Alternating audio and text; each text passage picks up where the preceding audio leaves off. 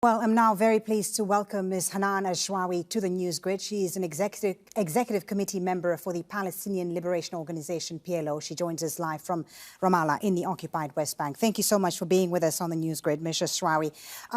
There are a lot of questions here from our viewers and a lot of comments, and I want to put some of them to you. But before that, I want to get your view on what President Trump announced yesterday. The plan itself is short on detail, but one interesting thing to note is that he said that the U.S.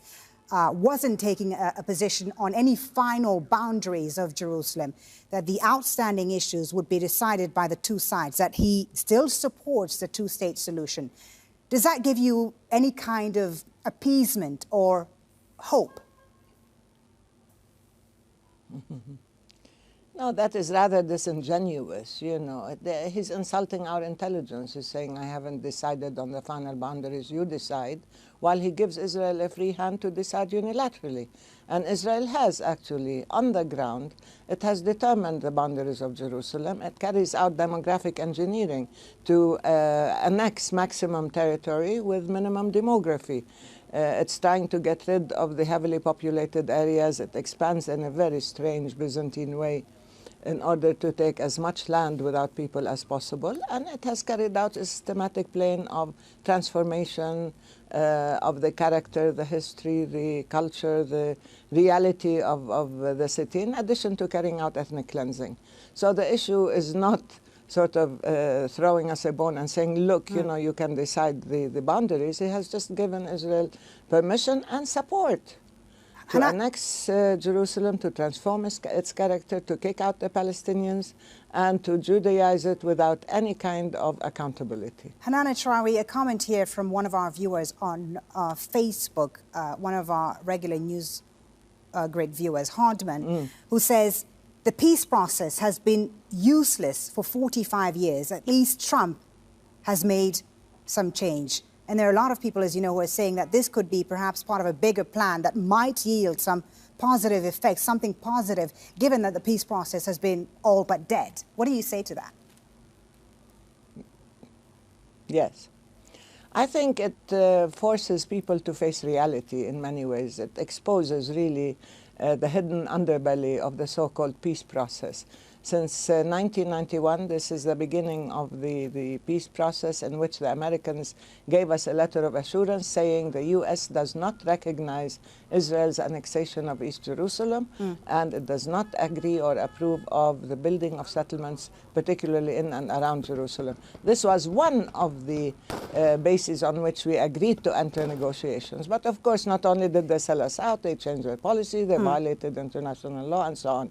Now, this removes any pretense. This finally ends the charade that the U.S. can be an even-handed peace broker. But it also carries out the transformation from Israel's patron, Israel's cover, Israel's supporter to Israel's partner. Now they are complicit in the crime. The overwhelming feeling now is that the Oslo Accords have failed. There is anger, frustration, disappointment from the Palestinians, Ms. Ashrawi. Which direction does the Palestinian Authority go next to find recourse for an independent Palestinian territory? It's all good to call for protests and so on, but what is the Palestinian Authority going to do concretely to make sure that the Palestinian people have an independent state?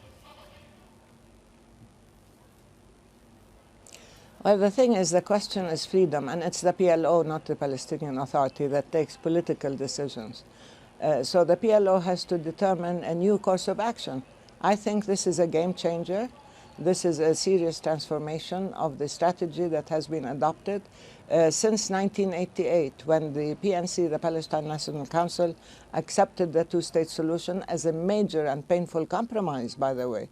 It's not our decision of choice. I mean, it's something that we did as a concession in order to have a two-state solution on historical Palestine. Now that Israel is succeeding in superimposing Greater Israel on all of historical Palestine, this means that the time has come to reconsider this strategy and to convene the bodies that will take a new direction, a strategic direction, as a result of a comprehensive national dialogue.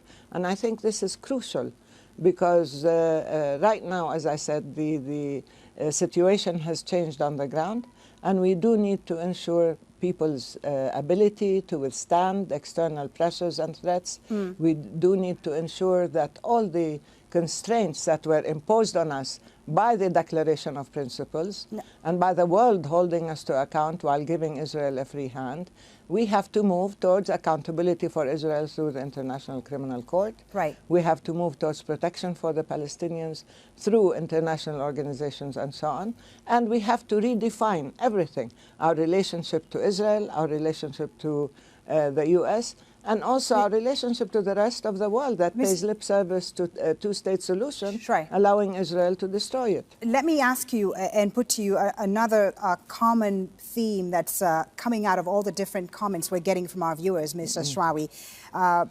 They are focusing, a lot of them are focusing on how Arabs, they say, contributed in the loss of Jerusalem. They say there is no way Donald Trump could have undertaken this decision without studying and making sure that the Arabs will not really mind it. What do you respond to that? Maybe they're giving him too much credit for planning. I don't know. Sometimes you think of Trump as a sort of knee-jerk reaction politician.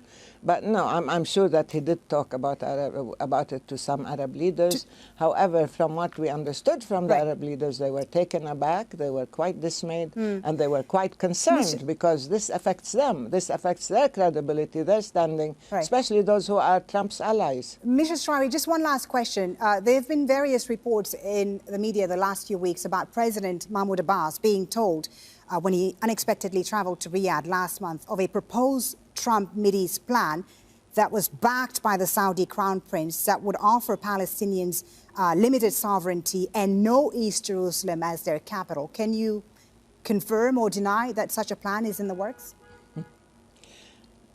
No, we heard those reports, and when I asked President Mahmoud Abbas, he said the Saudis were supportive of our position. So I don't want to comment on that other than to tell you there is no need to find an alternative Jerusalem. We know where Jerusalem is, and it's not Abu Dis.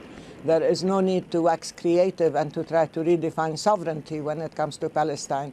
We know that sovereignty involves borders, and it involves freedom, it involves control over our airspace, territorial waters, crossing points. So Israel is trying, along with the Americans, to create population centers, some sort of islands in them under Israeli sovereignty, and you can call them whatever you want. And we will give you a village or a suburb of Jerusalem. You can call it Jerusalem if you want. These are things that really do not fly, do not carry. Nobody is going to accept this or even start contemplating this. The thing is, if the U.S. cannot make its way towards really adopting, let's say, a less biased, I don't want to say even-handed, they can never be, at least they should step out of the way and stop doing tremendous damage and threatening the peace, the security, and the stability of the whole region. Ms. Hanan Ashrawi, thank you so very much for joining us on the News Grid. Hanan Ashrawi is an executive member of the Palestinian Liberation Organization. She was live from Ramallah. Thank you for your time. We appreciate it. Now,